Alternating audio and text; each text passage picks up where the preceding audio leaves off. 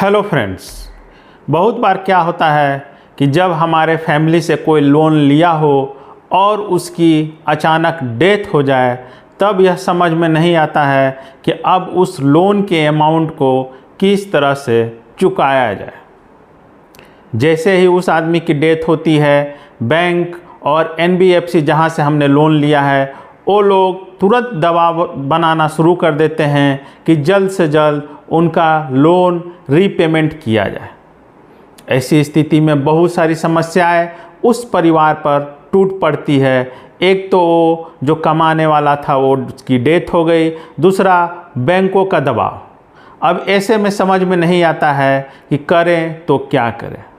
बहुत सारे ऐसे केसेस सामने आए हैं कि जब लोन लेने वाले की डेथ हो गई है और उसके घर में कोई अन्य कमाने वाला नहीं है, आय का कोई स्रोत नहीं है, तो ऐसी स्थिति में उसका घर ज़मीन सब बिक जाता है। बैंक या NBFC उसके घर या ज़मीन को नीलाम करके अपने पैसे की वसूली करते हैं। तब दोस्तों यह हमें समझ में नहीं आता है कि जब ऐसी परिस्थिति हमारे सामने आ जाए तब हम क्या करें। दोस्तों इसका उपाय है, इसका सॉल्यूशन है। जी हाँ दोस्तों, आज का यह वीडियो मैंने विशेष रूप से इसी पर बनाया है कि अगर लोन लेने वाले की डेथ हो जाती है और लोन का बकाया अभी चुकाया नहीं गया है तब क्या होगा और क्या किया जा सकता है। तो दोस्तों अगर अभी तक आप लोगों ने हमारे चैनल को सब्सक्राइब नहीं किया है तो प्लीज़ सब्सक्राइब कर लीजिए।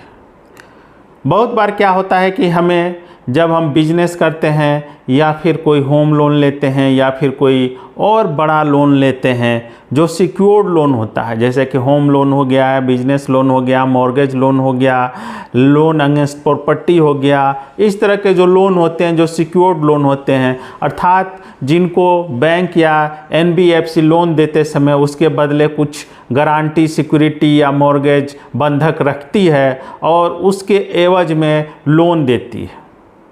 यह लोन अमाउंट आपका 20 लाख, 50 लाख, 1 करोड़, 2 करोड़, 5 करोड़, 10 करोड़ कुछ भी हो सकता है। प्रायः इस प्रकार का लोन जो घर का कमाने वाला होता है, जो अर्निंग मेंबर होता है, ये कंपनियां उसी के नाम से देती है, उसी के बिहाफ में देती है। अब ऐसे में क्या होता है कि मान लीजिए जब वो कमाने वाले की ही डेथ हो जाए तब उस घर का जब अर्निंग मेंबर ही मर जाए तब उस घर पर एक बिजली टूट पड़ती है कि उस लोन को आखिर चुकाया कैसे जाए। दोस्तों कानून में इसके प्रावधान है और कानून से हटकर भी इसके कुछ प्रावधान हैं जिसको यूज करने से, जिसको उपयोग में लाने से हम इस तरह की विपत्ति से बच सकते हैं। दोस्तों जो डेथ होती है वो 2 प्रकार की होती है। एक तो नेचुरल डेथ होती है, एक एक्सीडेंटल डेथ होती है। नेचुरल डेथ तो आम डेथ हो गई, आदमी किसी बीमारी से मर गया, बुढ़ापे से मर गया है, फिर कुछ जो नॉर्मली जिस तरह से आदमी की डेथ हो जाती है वो होती है नेचुरल डेथ। एक एक्सीडेंटल डेथ होती है, जैसे कि गाड़ी से एक्सीडेंट हो गया या फिर मान लीजिए सांप काट लिया या फिर घर में बैठे हैं कुछ घर गिर गया, पंखा गिर गया, मतलब किसी प्रकार के एक्सीडेंट से जो मौत होगी उसको एक्सीडेंटल मौत कहते हैं। तो ये मैंने आपको बताया कि डेथ 2 प्रकार से होती है, नेचुरल, एक्सीडेंटल। अब मैं उपाय बताता हूँ कि आप क्या करेंगे कि या फिर आजकल बहुत सारे जो बैंक है या NBFC है वो लोग खुद ये सब काम कर रहे हैं।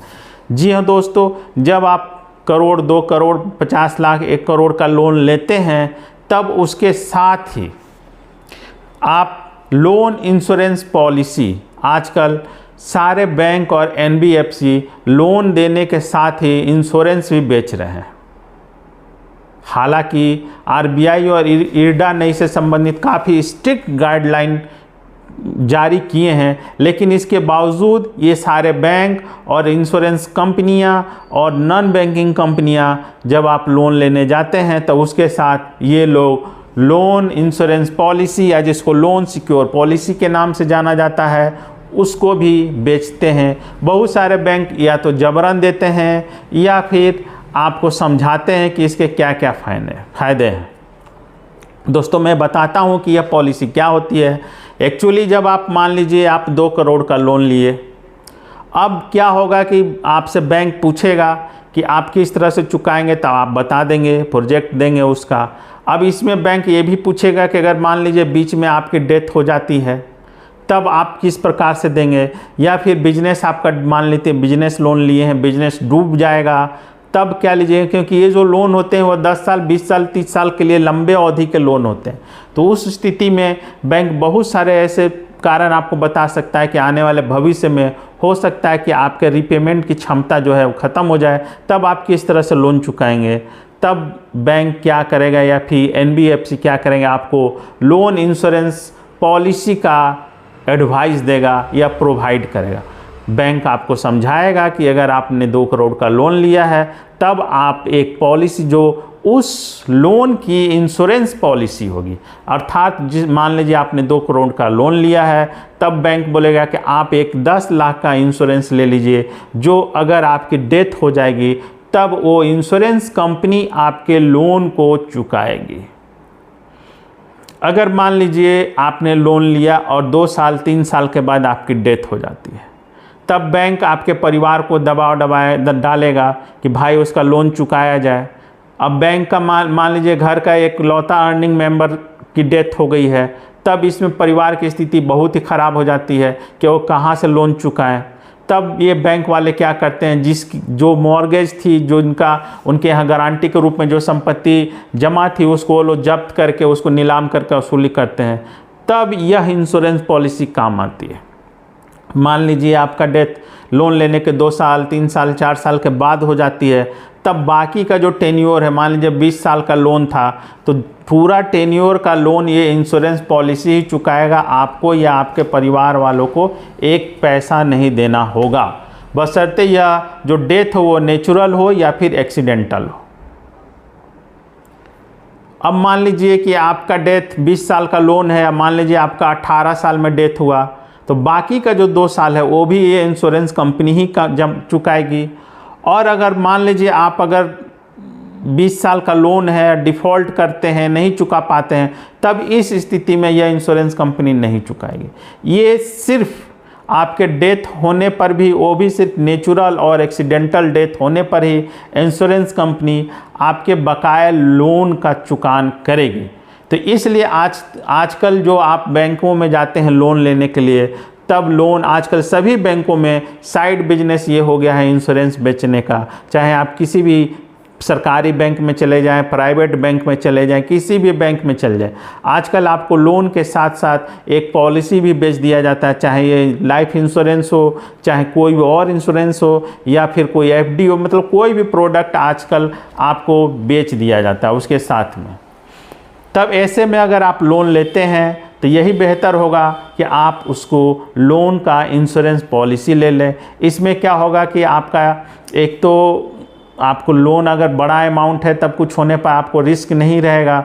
दूसरा ये है कि आपने जो संपत्ति मॉर्गेज की है उस पर भी कोई विपत्ति नहीं आएगी, आपके जाने के बाद भी आपके परिवार पर कोई परेशानी नहीं होगी।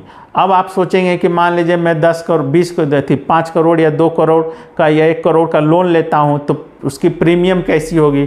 तो आजकल ये बैंक वाले क्या किए हैं या फिर NBFC वाले क्या किए हैं कि जब आप मान लीजिए 2 करोड़ का लोन लेते हैं, तब ये लोग उसका 5 लाख या 10 लाख जो भी उसका प्रीमियम आता है, ये लोग उस लोन अमाउंट से ही उस प्रीमियम अमाउंट को काट लेते हैं। मान लीजिए 2 करोड़ का लोन लिए हैं, 5 लाख उसका प्रीमियम है, तो ये लोग आपका 1,95,000 रुपया ही रिलीज़ करेंगे, 95 लाख ही रिलीज करेंगे, बाकी 5 लाख रुपया ऑटोमेटिक ये लोग काट कर आपका पॉलिसी के नाम से रख लेते हैं। तो इस तरह से आपको लोन अमाउंट से कुछ पैसा कम तो मिलता है, लेकिन ये है कि आपका सारा कुछ सिक्योर्ड हो जाता है। आपका चूँकि लंबा टर्म का ये पीरियड होता है, इस स्थिति में आपने जो प्रॉपर्टी मॉर्गेज की है उसकी भी सिक्योरिटी हो जाती है, परिवार की भी सिक्योरिटी हो जाती है, सोशल सिक्योरिटी हो जाती है। तो एक तरह का ये बहुत ही अचूक नुस्खा है लोगों को उस समय तो समझ में नहीं आता है, लेकिन बाद में जब इस तरह की परिस्थितियाँ, विकट परिस्थिति उत्पन्न हो जाती है, तब उनके परिवार वाले सोचते हैं कि इस तरह की पॉलिसी क्यों नहीं ली थी। इसलिए मेरी तो यह एडवाइस है, अगर आप कोई बड़ा लोन लेते हैं जिसका अमाउंट काफ़ी बड़ा हो और उसके बदले अगर आपने घर, ज़मीन, जायदाद, कुछ मॉर्गेज रखा है, तब एक छोटा सा प्रीमियम भर के लोन इंश्योरेंस पॉलिसी निकाल लीजिए, क्योंकि विपत्ति कोई जानता नहीं है कि वो कब आए कब नहीं आए। इस स्थिति में अगर मान लीजिए कुछ अगर हो भी जाता है, तब वह इंश्योरेंस पॉलिसी आपके परिवार की रक्षा करेगा, आपकी प्रॉपर्टी की रक्षा करेगा और आपके बकाया लोन का भुगतान वो इंश्योरेंस पॉलिसी करेगा।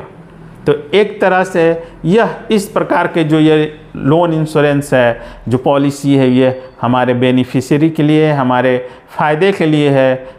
बस लोन लेते समय और पॉलिसी कराते समय थोड़ा ध्यान दें कि कौन सा लोन लेना है, कौन सी पॉलिसी लेना है जो हमारे लिए फ़ायदेमंद होगा। तो उम्मीद करता हूँ दोस्तों, मैंने यह जो जानकारी आप लोगों को दी, यह काफ़ी आपके काम की होगी। अगर इससे संबंधित कोई सवाल हो तब आप कमेंट करके अवश्य पूछ सकते हैं।